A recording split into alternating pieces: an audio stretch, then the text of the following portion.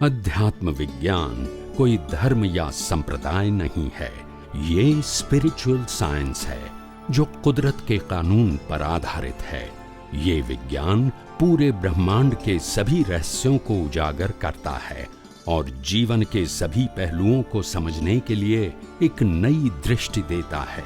इसी को art of vision कहते हैं, दुनिया को देखने की एक नई दृष्टि, जो अध्यात्म विज्ञानी परम पूज्य स्वामी श्री कमलेशानंद जी के निर्देशन में सनातन सत्य का अनुसंधान कर हमारे जीवन को प्रकाशित करे। जय सच्चिदानंद। इस जन्म में हमारे माता है, पिता है, भाई है, पत्नी है, कोई प्रिय है या अप्रिय है, कोई व्यक्ति साथ रहता है जितने समय तक हम उसके साथ अच्छा बुरा जो भी व्यवहार करते हैं।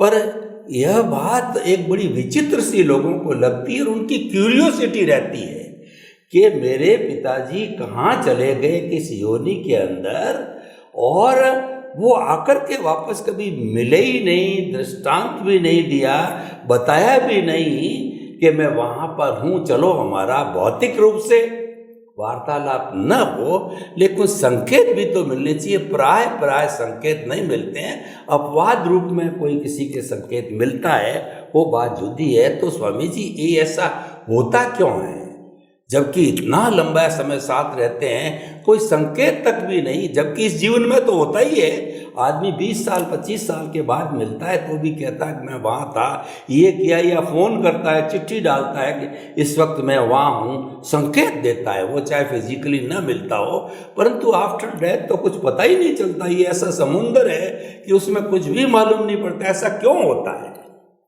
ये विश्व जो आपको दिखाई दे रहा है वो माया की जाल है, इसमें कोई सच्चाई नहीं है, और सच्चाई लगती है वो आपका एक रिलेटिव सत्य है, आपका एक अभिप्राय है। तो बात तो सही है। आपने प्रश्न किया कि माँ बाप जाने के बाद कभी कोई संकेत मिलता नहीं है, मगर आपको ये भी मालूम होना चाहिए, माँ बाप के जाने के बाद कभी माँ बाप ने अपने परिवार के लिए, अपनी संपत्ति के लिए, अपने साधन के लिए, अपनी जमीन के लिए कभी दावा भी नहीं किया। क्योंकि बात सिंपल है, व्यक्ति जो हम आज देख रहे हैं वो तो पंच महाभूतों की बनी है, वो व्यक्ति थोड़ी है, वो तो इंस्ट्रूमेंट है। तो इंस्ट्रूमेंट कैसे रहेगा, क्योंकि इंस्ट्रूमेंट सबकी अपनी अपनी लाइफ होती है, और जो कर्म होता है वो अलग चीज़ है। कर्मों की भुगतान के लिए कुदरत ने इंस्ट्रूमेंट दिया, इंस्ट्रूमेंट हम नहीं है, और हम इंस्ट्रूमेंट के साथ व्यवहार करते हैं, तो वो तो कुदरत का है, सभी व्यक्तियों का इंस्ट्रूमेंट। और इसलिए इंस्ट्रूमेंट के फॉर्म में दोबारा मिलना संकेत के रूप में एक ही व्यक्ति, वो पॉसिबल नहीं है। तो पंच महाभूतों में विलीन हो जाता है, कुदरत का है तो फिर नया बॉडी बनेगा। तो ये बहुत सहज और सरल बात है कि माया की जाल का मतलब नहीं है फिर भी दिखता है, और दिखता है फिर भी नहीं है। क्योंकि आज जो दिखता है वो कल नहीं है, और पूरा पैकेज भी जैसे बिगिनिंग हुई वैसे ही एंड होगा, तो अस्तित्व ही खत्म हो जाएगा परमानेंटली, वो फॉर्मेट का अस्तित्व खत्म हो जाएगा। पर आत्मा तो अजर अमर है, आत्मा की दृष्टि से मैंने पूछा। हाँ, आत्मा का काम कोई संकेत देना नहीं है, संकेत मिलना ये एक प्रकार का विशिष्ट ज्ञान है। क्या है? विशिष्ट ज्ञान। हाँ, तो उसी के पास अगर विशिष्ट प्रकार का ज्ञान होता है तो वो पिछला भव देख सकता है, या तो पिछले भव की कोई अवस्था देख सकता है। ये ज्ञान की बात है। मगर ये ज्ञान कोई नियम से सबके पास नहीं होता है और जरूरी भी नहीं है। क्यों नहीं दिखता है और क्यों नहीं जरूरी है? तो कुदरत कहता है जो लाइफ बीत गया, जो समय बीत गया, जैसे इस अवतार में भी कल तक हमारा जो कुछ भी जीवन था, कल तक उसकी भुगतान हो गई और कुदरत ने अपने मास्टर में से वो कर्म इरेज कर दिए। मतलब अभी दोबारा कभी भी वो कर्मों की भुगतान नहीं आएगी, तो फिर रिकॉर्ड की क्या जरूरत है? तो कहने का मतलब ये है कि इसीलिए पिछला भव याद आता है या नहीं आता है, उसकी कोई इंपॉर्टेंट स्पिरिचुअल पाथ में नहीं है। हो सकता है किसी को क्यूरियोसिटी हो सकती है, जिज्ञासा, कोई इंपॉर्टेंट नहीं है, दिखे या ना दिखे। दूसरी बात, कुदरत कहता है ये जरूरी क्यों नहीं है? तो कुदरत कहता है तुम्हारे अगर वर्तमान लाइफ भी इतना तनाव वाला है और अगर पिछला लाइफ भी दिखेगा और लाइफ की सभी व्यक्तियां क्या क्या कर रही है वो दिखेगा, तो तनाव कम होगा या बढ़ेगा? बढ़ेगा। तो फायदा क्या है? कोई जरूरी बात नहीं और कोई बेनिफिशियरी भी नहीं है। तो इसीलिए कुदरत ने जो कुछ भी इंसान को जीने के लिए जरूरी है वो सब कुछ दिया है, और जो जीने के लिए जरूरी नहीं है वो सबको कंपलसरी नहीं दिया है, अपवाद रूप से किसी के पास हो सकता है। स्वामी जी आपका बहुत बहुत धन्यवाद।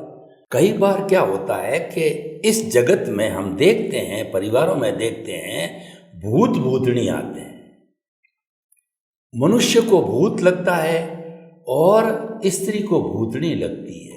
मैं पारमार्थिक शिक्षण संस्था में 100 मुमुक्षु बहनों को अपने बच्चों की तरह पाल पोस सके गुरु चरणों में समर्पित किया और उनको साध्वी रूप में दीक्षा दिलाने में योग भूत बना। मैंने बहुत बार देखा और इसका गुरुदेव से परमिशन ली कि ये जो शुद्ध आत्माएं थी, जो कि दीक्षा लेने वाली थी, उनके अंदर ये भूतनियाँ ज़्यादा आती, भूत कम आते थे, वैरागियों में आते हैं, लेकिन ये आती है। और गुरुदेव कहते हैं भाई ऐसा आप जैसा है तो झाड़ागर को ला करके और मंत्रों के माध्यम से उसको ठीक कराते हैं।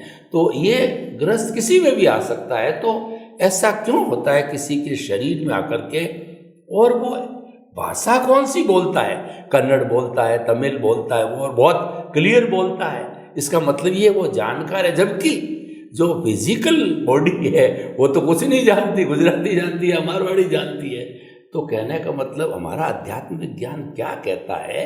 इस योनि के अंदर दूसरे आना और प्रकट होना, कष्ट देना, आराम देना, कुछ भी है, और मंत्रों के माध्यम से चले जाना, ये सब सारा विज्ञान क्या है? और ये होता है। मैं ये नहीं कहता हूँ कि जो है इसमें सत्यता है, क्या रिलेटिव चीज़ है, पर ये होता है। पर ये होता क्यों है, थोड़ा सा कृपया बताएं। बिना कर्म कोई भी अवस्था संभव नहीं है, और वो अवस्था व्यक्ति के साथ भी हो सकती है, व्यक्ति और प्राणी के साथ भी हो सकती है, और व्यक्ति और देवलोक के जीवों के साथ भी हो सकती है। तो जो देवलोक के जो जीव होते हैं, इसके साथ भी हमारा ऋणानुबंध हो सकता है, भुगतान के रूप में ऋणानुबंध। यस। और आपने जो उल्लेख किया भूत भूतनी, उसमें 2 प्रकार हैं। या तो वो हल्के प्रकार के देव भी हो सकते हैं, नंबर 1, और नंबर 2 जिसको अभी योनि नहीं मिली, ऐसे अवगतिया जीव भी हो सकता है, जिसको गति यानी योनि नहीं मिली, ऐसा हो सकता है। मगर ये भी बिना हिसाब मिल सकते हैं? नहीं है। तो हो सकता है ह्यूमन के साथ कर्म का हिसाब हो, ह्यूमन और एनिमल के साथ कर्म का हिसाब हो, ह्यूमन और देवलोक के देवताओं के साथ हिसाब हो, या तो ऐसे प्रेत आत्मा जिसको बोलते हैं कि प्रेत आत्मा, यानी जिसको अभी गति नहीं मिली, तो इसके साथ भी इस प्रकार का हिसाब हो सकता है। मगर बिना हिसाब मिलना वो पॉसिबल नहीं है। ये पहले कॉमन प्रिंसिपल है। और दूसरी बात बताइए आपने कि भी वो जब प्रेत आता है तो उनकी भाषा और उनका बॉडी का जो एक्सप्रेशन है वो चेंज हो जाता है। बात सही है।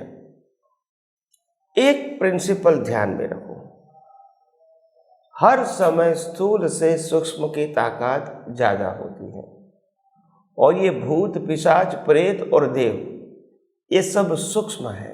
क्या है? सूक्ष्म है। हाँ, और मनुष्य और प्राणी स्थूल है। तो जब भी सूक्ष्म का प्रभाव शरीर पे होता है तो वो ही हावी हो जाता है। क्योंकि मैंने पहले भी कहा, ये शरीर तो मशीन है, प्लेयर है, उनके पास कोई चॉइस नहीं कि क्या करना क्या नहीं करना। वो तो प्लेयर प्रोग्राम है, उसके मुताबिक वो प्ले करता है। तो प्लेयर प्रोग्राम के मुताबिक प्ले करना, उनके पास चॉइस नहीं है। और जो प्रोग्राम के अंदर वो उसके साथ का जो हिसाब है वो भी प्रोग्राम है, तो उस समय वो प्ले करेगा। आप समझे? आखिर तो प्लेयर को प्ले ही करना है। तो देखो स्थूल बताऊंगा तो आपको आम लोगों को समझने में इजी हो जाएगा। अगर एक व्यक्ति है, इसका जन्म होता है, इस बच्चा है, बालक है, जन्म होता है, तो पहले बिहेवियर करता है, मैं इस माता पिता का बालक हूं, तो पहले ऐसे बिहेवियर करेगा। फिर कहेगा मैं ये भाई बहन का भाई हूं, फिर ऐसे बिहेवियर करेगा। फिर शादी करेगा तो मैं उसका पति हूं, ऐसे बिहेवियर करेगा। फिर बच्चा होगा तो मैं इसका पिता हूं, ऐसे बिहेवियर करेगा।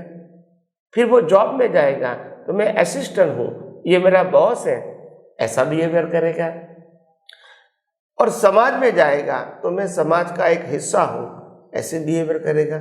यानी एक ही व्यक्ति कितना सारा रोल करती है करती है ना? करता है। तो ये कोई नई बात नहीं है, ऐसा रोल है। क्या है? रोल। तो कोई इसमें कोई विशेषता की बात नहीं है, हमको सिर्फ समझना है। रोल लेकर आए और उनके पास कोई चॉइस नहीं है। क्या नहीं है? चॉइस। कोई चॉइस नहीं है। तो जो रोल लेकर आए वो प्ले करेगा। तो जितने भी प्रकार के रोल होंगे उनको तो प्ले करना ही है। प्रोग्राम तो तैयार है, संजोग कुदरत देता है, फिर क्या है?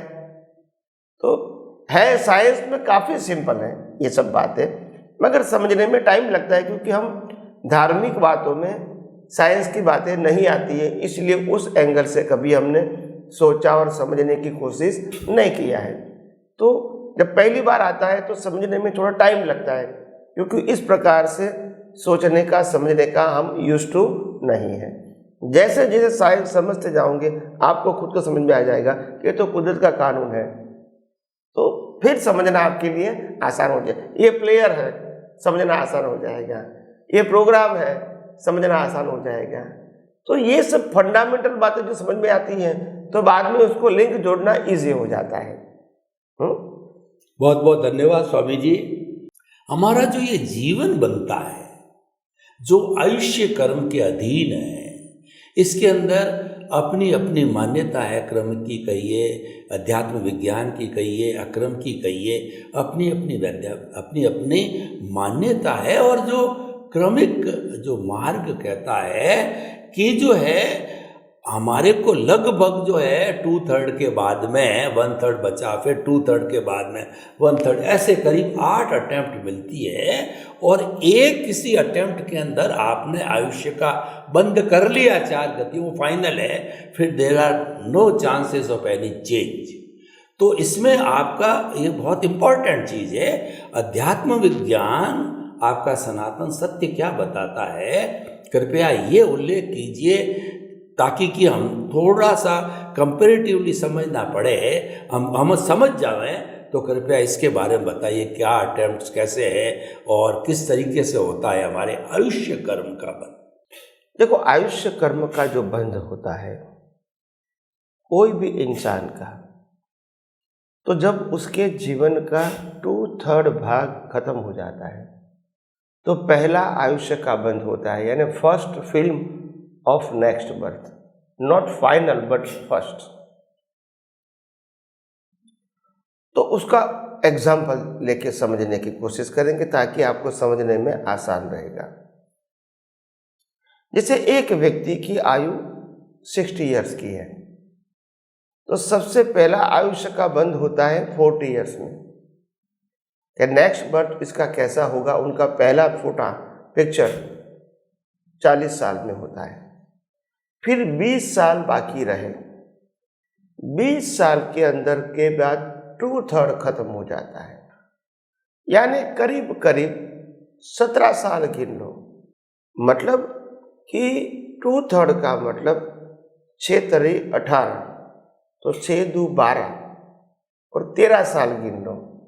तो 13 साल के बाद मतलब कि 40 50 और 53 साल के बाद अप्रोक्सीमेट दूसरा रिवाइज पिक्चर बनेगा, रिवाइज यानी उसमें ही करेक्शन होगा।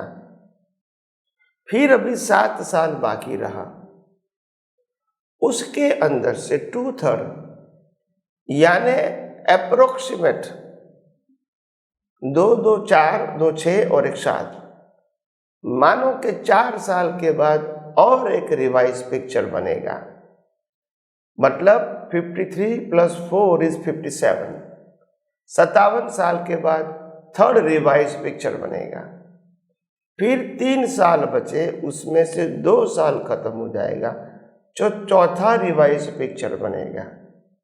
फिर 1 साल के बाद 8 महीना खत्म हो जाएगा, तो 5वां रिवाइज पिक्चर बनेगा।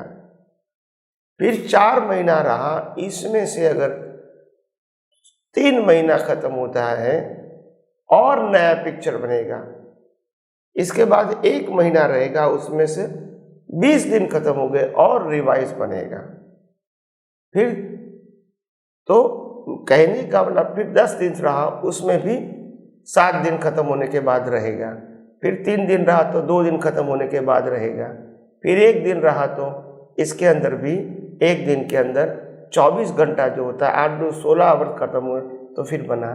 ऐसे करते करते करते लास्ट मोमेंट में आपका फुल एंड फाइनल पिक्चर बन जाता है। लास्ट मोमेंट में ये बुद्धि से हम मान सकते हैं, मगर सिद्धांत के आधार से अगर पूरी लाइफ हमने अच्छे ही काम किया है तो लास्ट मोमेंट में अच्छा ही आपका भाव रहेगा।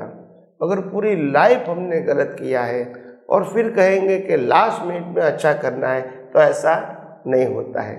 तो ये बैलेंस शीट होती है। क्या होती है? Balance sheet. भले बैलेंस शीट में लिखता है कि भाई ये जो बैलेंस है वो 31 मार्च का है, मगर वास्तव में वो 31 मार्च का नहीं है, पूरे साल का यह बैलेंस शीट है।